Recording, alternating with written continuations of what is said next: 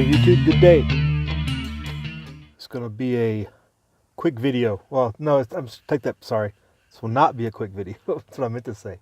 This is a tabletop exercise that Steve over at Corsair Trainer has asked people to participate in and go through this thought process, and I thought it would be good to share and go through this and kind of go through some of the topics that he brought up and some additional ones as well, to get people thinking. If you haven't already, that's kind of the whole purpose of being on this YouTube thing and doing these videos, is to go through these types of discussions. So what it is he's presented a scenario where there's a power outage, and on your average work day, he brings up 0 to 9:35. Just put it into your average work day. He mentioned May the 17th when he went through this thought process and through this exercise on his own. And so going through and as a means to check and test and verify some of your assumptions and some of your planning considerations that you have either put in place or what you need to put in place. So once you realize the gaps. So on this average work day, 09:35, where would I be and what would I be doing? Yeah, you'd be sitting there, and it's in cubicle land, whatever you want to call it, the business model, the office building scenario, this type of area, and the power would go out. Everybody would be like, well, the power went out. About 10 seconds might go by, and everybody's like, well, their phones are out. Their cell phones aren't working, right? Because that's the scenario that Steve has presented. How long would this time kind of progress? This would progress pretty quickly. Once people realized their cell phones were out, I don't know that people could process what would be going on. I know a couple people that I work with would be immediately like, oh no, because there's some people that are in the know and some that aren't, or some that are intellectually aware of what that could mean, or probably does mean, if the power is out in all those types of objects, but yet there's no damage to anything and there's nothing else going on, right? EMP is the event that is appeared to have happened. So the OODA loop for a lot of people would break down almost immediately. People would be running outside. I can only imagine. The biggest thing I see in my scenario and what I deal with is going to be almost immediately dealing with the power structure. You are going to have those still in the... You're going to have many people that you work with. You probably know who they are already just by thinking about, no matter what job you have, no matter where you work, that are immediately going to try to take charge of the situation and keep people calm. You're going to have people that tell everybody to, stay where you are, or to get everybody together and to, organize and say, okay, this is going on, let's figure this out. You're going to have a lot of people like that because they don't want to admit that it's already gotten out of control. In an EMP scenario like this, I am going to try to quickly and effectively get out of there as quickly as possible, because there's from where I work and what I do, I know there's people that are too far from home and they can't get home on their own. It's not going to happen. There's people, they're not going to make the trip. Physically, they're not capable. There's going to be many of those people. There's many that are much farther away from home. Now, there are a couple in my mind that I know that will not be able to make it home, but are force multipliers, if you know what I mean. That I would maybe try to get off to the side and see what their plan was, see what they're planning on doing, because there's got to be an intermediate plan for them. They've got to figure out something elsewise to do, right? So maybe get a quick conversation with them, like, here's what I see going on. But he kind of broke it. He asked immediately, once you find out your cell phone works, I would just assume my vehicle wouldn't work, but I would go out and check it anyway, and I know I have items in my vehicle that I would want to go through and quickly go through my day bag. But he also mentions to go out as a part of this exercise and check on your fuel situation in your vehicle. Because if it's not an EMP, potentially you could drive home if your vehicle works. Do you have the fuel to do that? Or to test your, as an integrity check or whatever of your other plans? Well, let's turn the camera around here. So I'm setting that right at a quarter tank, but I have shown the installation of my supplementary fuel situation, which some of you may or not seen, but I do carry 10 gallons. So yeah, if I'm at the work site, but just for Steve's purposes as well, I have planned for similar scenarios with my fuel cans ready to go. I've got the installation of this in my video library where I installed my fuel cans. So I've got 10 gallons, but that's kind of not a big deal for me because I can get home from work if I'm sitting on E. If I got my fuel light on, I can still make that trip. So that's not quite as big a concern for me as it might be for some people if it wasn't this catastrophic. But that was just a test scenario he put in this part of the scenario, just as, hey, how much fuel do you carry at a regular basis? If I'm just every day at work, I'm not really too concerned about it. I can coast a long way and almost get home. But look at my notes here. What is your plan here? What are you doing? The only thing I have to do is get home. Steve talked about his situation and what he would be doing to get the family together. An average day, my family's still at home, going through some morning chores or whatever. That's one of the real benefits of the homeschool situation and everything else. So having that comfort of mind, the only thing that I know of, unless something, they may have went to a dentist appointment or something unusual like that.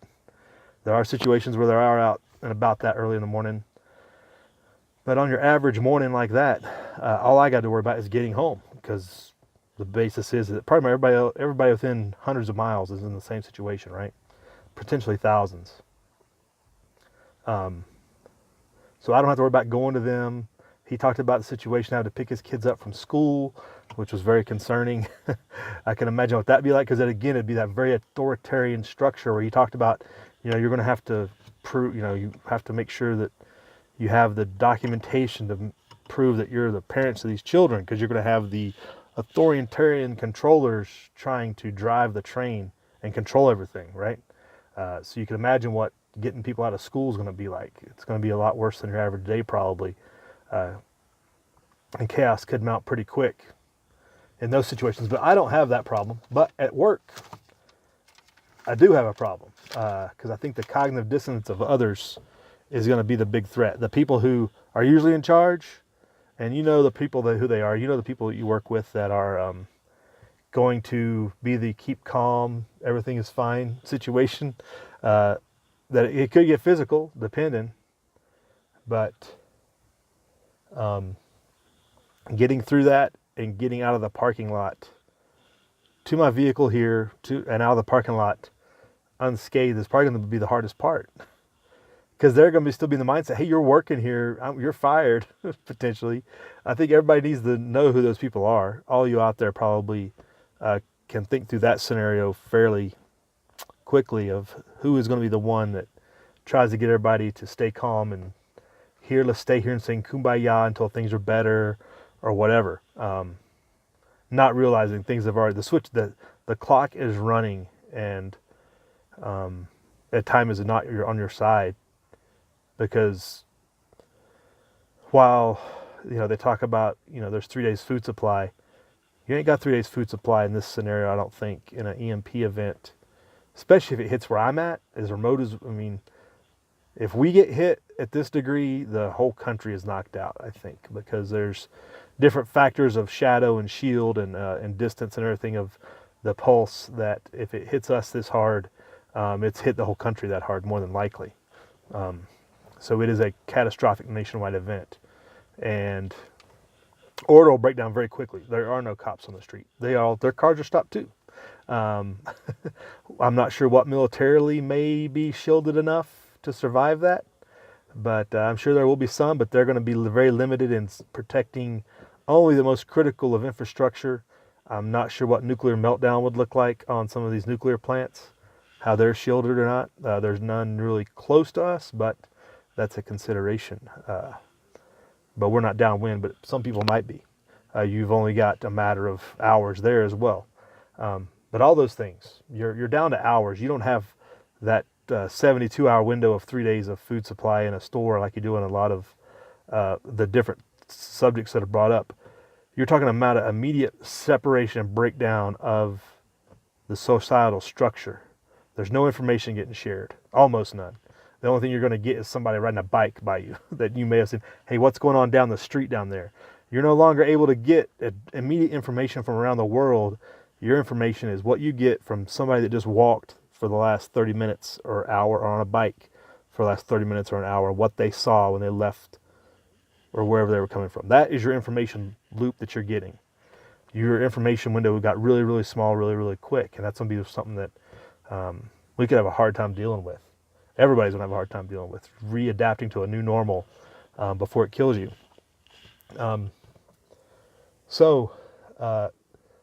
Again, my benefit in my scenario is that all I got to worry about is getting home, because the family's already home in a 90% solution of this event. There's random certain days they may be not at home, but in an average day, they're still at home at this time, and I don't have a concern. And if I did have a concern, if there was something else, then I would reevaluate based upon what I knew at the time. But on an average day, all I got to do is get home, because that's where they will be relatively safe, relatively unscathed at this point. So I have got to make a multiple hour trip, and he's breaking down this scenario into basically the first 8 hours. So I go to my Jeep out of work. I break contact with the power structures, the bosses, if you will. Break contact tactfully out of there.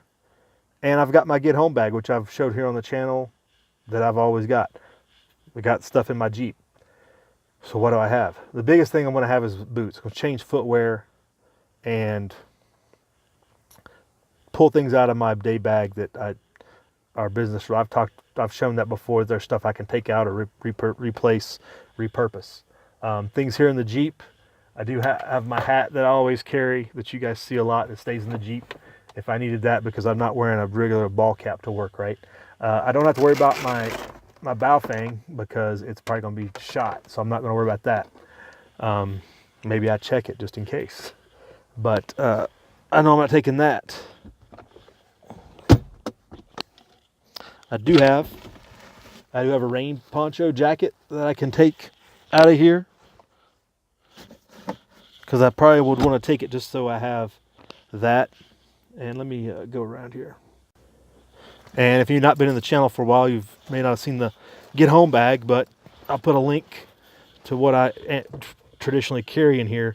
But it's basically got everything. I would take out my basically notebook or my large planner that I keep in there, and I can replace that.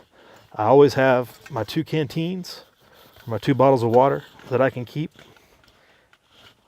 in here. So I basically can start off with 2 quarts. I have a cache of water at the office, so I can immediately fill those if they are empty. I don't know, that time of the morning, I may have went through about a half a quart. So I just have to top that off, and I could strap on or fill in here with whatever extra water. Maybe my biggest concern would be water, really. I have snacks, not only here in the Jeep, but in the bag, to at least get me through that hike. Again, I'm looking at, depending on the scenario, depending on how quickly it got ugly, 5 to 6 hours. If it's a hot summer day, on an average hot summer day, like 95, I might go somewhere and ride out the afternoon and wait till the sun was going down till it cooled off, to really hike the rest of it. But because I would want to conserve water. But I do know that time is a factor, and how quickly everybody else figures it out. I want to hit, there are several convenience stores between here and there that I've thought about that I would want to take what cash I have available. So just to add to Steve's scenario, how much cash do I have on hand? For these purposes,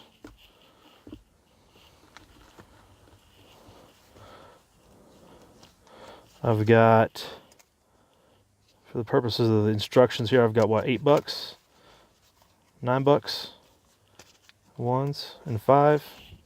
So I would want to repurpose that as quickly as possible while people are still trying to figure it out, and buy water and food if I needed it. And put as much of that into this. I would stop at every store I could and see if they would take cash and let them keep the change. That's one thing I would do on the way. Because again, I think people's comprehension of the situation, I don't know that maybe people at these convenience stores would abandon their post, I guess, essentially pretty quickly, but how quickly would the looting set in of people breaking down doors and breaking in? Because I'm sure obviously the sign goes out, the sign gets put up, pumps are closed, but what about the store itself? Hey, I've got cash, I can pay in cash. I don't know how effective or how good that would be. I also have the cache of silver that I've talked about, 5 ounces, various, with some constitutional in there that I could use that may or may not be valuable, but I would have it to offer if needed, if I could. But I have in the Jeep my boots that get kept in here, and that's my biggest thing, is having my good footwear. I could change some clothes, but I might just leave on what I had. The footwear is the biggest thing, because I would be walking primarily off-road to avoid observation primarily. So yeah, I would take everything out of the Jeep that I could, strip out anything useful. I do have items I'd rather not talk about that may roll with me, depending on the scenario or to what I felt like I could carry physically at the time. But I would, in this scenario, you're going to want to take everything, because this is literally, you're never coming back to this vehicle, more than likely for days, if not weeks, when you maybe decide to go back just for whatever purposes. I don't know, because it's not going to get it working unless, this is a more modern vehicle. So unless you've got a replacement distributor or something at home for your vehicle, you're probably never going to get that vehicle working again. But in that first 8 hours, really, I'm working on getting home. I don't know that it would probably take me up until that time. Steve talked about some of his actions when he got home that he would go through, because he expects to be able to get home earlier than I would. But I think my scenario is really easier than a lot of people's, because I don't have to worry about the family situation and where they're all going to be, and getting in contact with them, and getting everybody back together quickly as possible.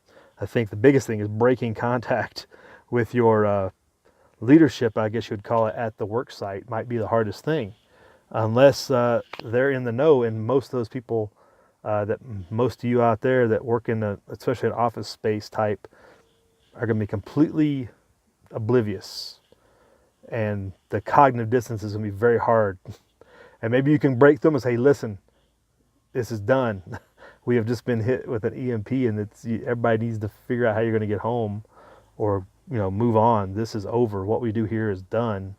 There's no vehicles. There's no vehicles coming to pick anybody up. You're not calling anybody to come pick you up.